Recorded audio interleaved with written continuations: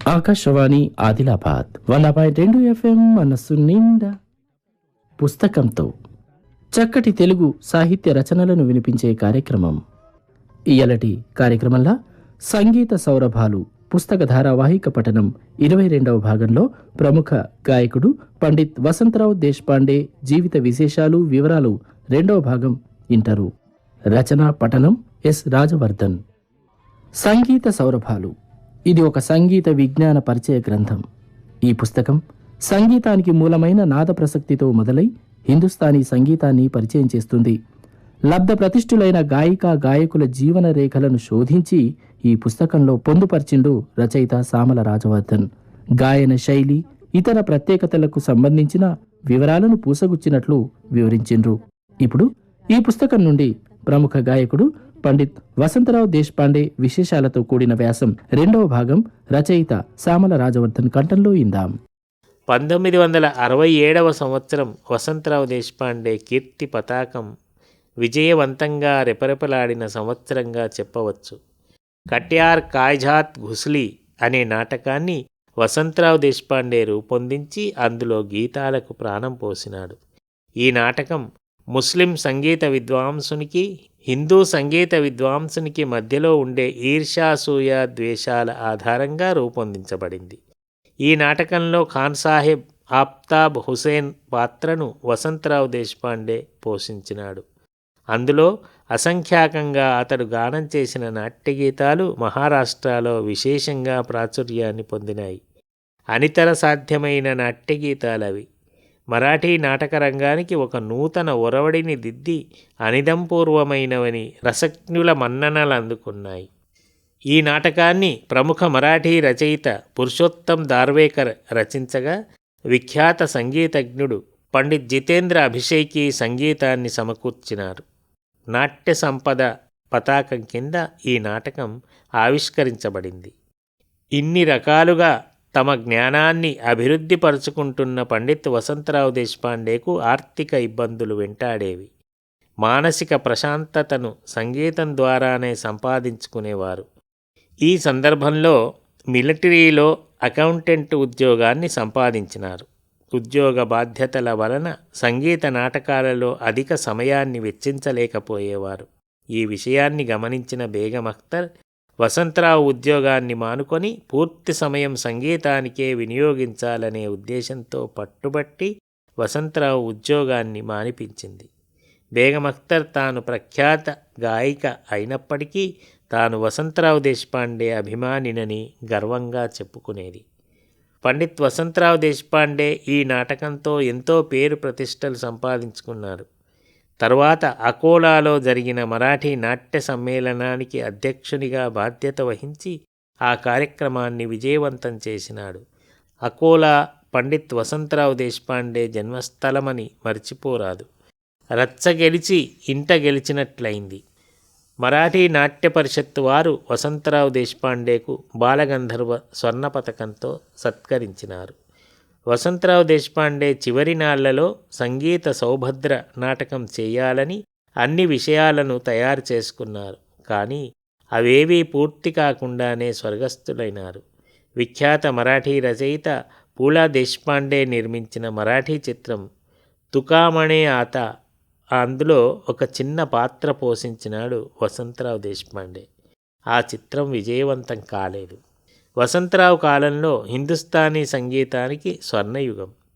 హీరాబాయి బరోడేకర్, సురశ్రీ కేసర్బాయి కేర్కర్, మొగుబాయి కురడీకర్, గంగూబాయి హంగల్, భీమ్సేన్ జోషి, ఫిరోజ్ దస్తూర్, నారాయణరావు వ్యాస్, డివి పలుస్కర్, పండిత్ ఓంకార్నాథ్ ఠాకూర్, వినాయకరావు పట్వర్ధన్, బసవరాజ్ రాజ్గురు, మల్లికార్జున్ మన్సూర్, కుమార్ గంధర్వ వంటి యోధాన యోధులైన గాయకులు హిందుస్థానీ సంగీతాన్ని అప్రతిహతంగా ఏలుతున్న కాలమది. ఇటువంటి సమయంలో తనదైన ప్రత్యేక ముద్రతో, ప్రత్యేక శైలితో, విలక్షణ గాత్రంతో సంగీత ప్రపంచంలో విశిష్ట స్థానాన్ని అలంకరించినాడు. విలక్షణ గాత్రం అంటే ఒక విషయం గుర్తుకు వస్తుంది.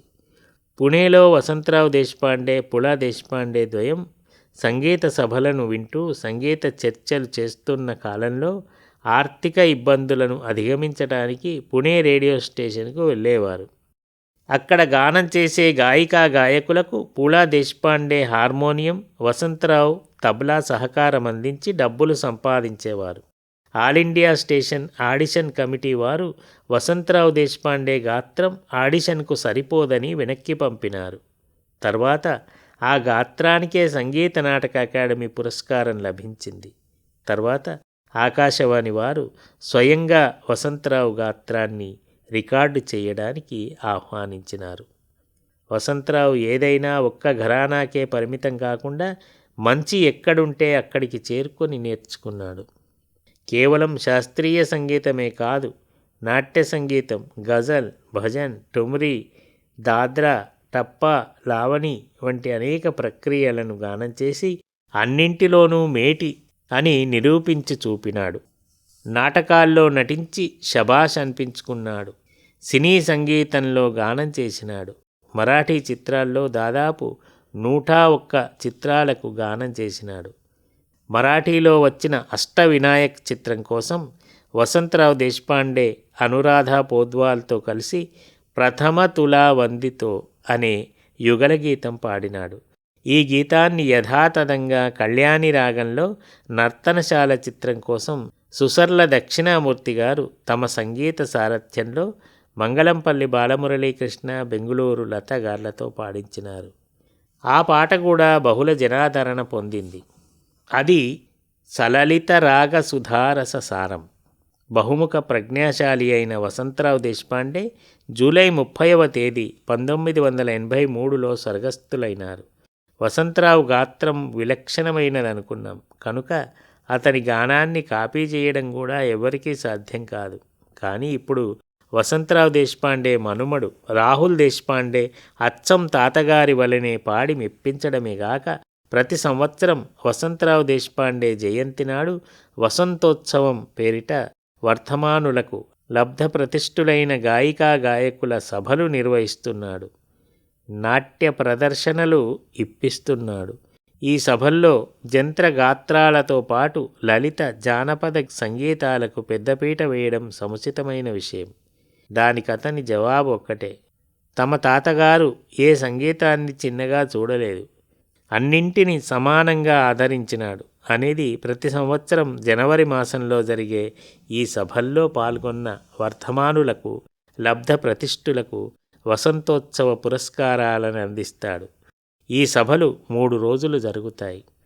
రాహుల్ దేశపాండే తన మిత్రులతో కలిసి తన తాతగారు ప్రదర్శించిన నాటకం కటార్ కాయ్జాత్ ఘుస్లీని విజయవంతంగా ప్రదర్శించి ఔరా అనిపించుకుంటున్నాడు. ప్రముఖ మరాఠీ నటుడు సుబోధ్ భావే, ప్రముఖ యువ గాయకుడు మహేష్ కాళేలతో కలిసి ఈ నాటకాన్ని రూపొందించినాడు. మహేష్ కాళే పండిత్ జితేంద్ర అభిషేకి శిష్యుడు. ఈ నాటకానికి సంగీతం సమకూర్చింది కూడా జితేంద్ర అభిషేకినే అనేది గమనించాలి. మా తాత విజయవంతంగా ప్రదర్శించిన ఈ నాటకం వేయడానికి చాలా భయపడినాను. కానీ నా భయాలన్నీ పటాపంచలైనాయి. వసంతరావు మనుమడు ఎట్లా చేసినాడో చూద్దామని ఆ తరం ప్రేక్షకులు, ఏమీ తెలియని ఈ తరం ప్రేక్షకులు కుతూహలంతో వచ్చినారు. అయితే అందరూ ముక్తకంఠంతో ప్రశంసించినారని రాహుల్ దేశపాండే వినయంగా తెలుపుకున్నాడు.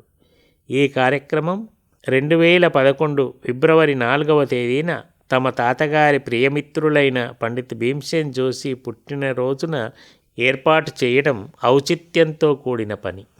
ఈ నాటకాన్ని చలనచిత్రంగా రూపొందిస్తే బాగుంటుందని భావించినాడు రాహుల్ దేశపాండే. దానికి సుబోధ్ భావే దర్శకత్వం వహించడానికి ముందుకు వచ్చినాడు. ఆ చిత్రంలో రాహుల్ దేశపాండే స్వయంగా ఖాన్ సాహెబ్ పాత్ర పోషించగా సదాశివ్ పాత్రను మహేష్ కాళే వేసినాడు. ఈ చిత్రానికి శంకర్ మహాదేవన్ సంగీతాన్ని సమకూర్చినారు. శంకర్ మహాదేవన్ సంగీతంలో కొంత దాక్షిణాత్య సంగీత ఛాయలు కనబడతాయి. అయితే ఈ చిత్రంలో తబలా, పకావజ్, సారంగి, సితార్ వంటి భారతీయ వాయిద్యాలనే ఉపయోగించినాడు. గిటార్, డ్రమ్స్ వంటి పాశ్చాత్య వాయిద్యాలు ఈ చిత్రంలో వినబడవు. ఆ కాలం నాటి సంగీతాన్ని అట్లా ఉంచుతూనే కొన్ని నూతన బాణీలను కూడా శంకర్ మహాదేవన్ ఇందులో కూర్చినారు. అయినప్పటికీ ప్రేక్షకులు ఈ చిత్రాన్ని బాగా ఆదరించినారు. వసంతరావు దేశపాండే నాటకంలో ఖాన్ సాహెబ్ మంచివాడే, కానీ ఈ చిత్రంలో ఖాన్ సాహెబ్ పాత్రను కొంత దుర్మార్గంగా చిత్రించినారనే చిన్న విమర్శ వచ్చింది. ఏది ఏమైనా డాక్టర్ పండిత్ వసంతరావు దేశపాండే ఈనాడు మన మధ్య లేనప్పటికీ అతని మనుమడు రాహుల్ దేశపాండే కంఠంలో అతన్ని సజీవంగా వినే అదృష్టం మనకు దక్కింది.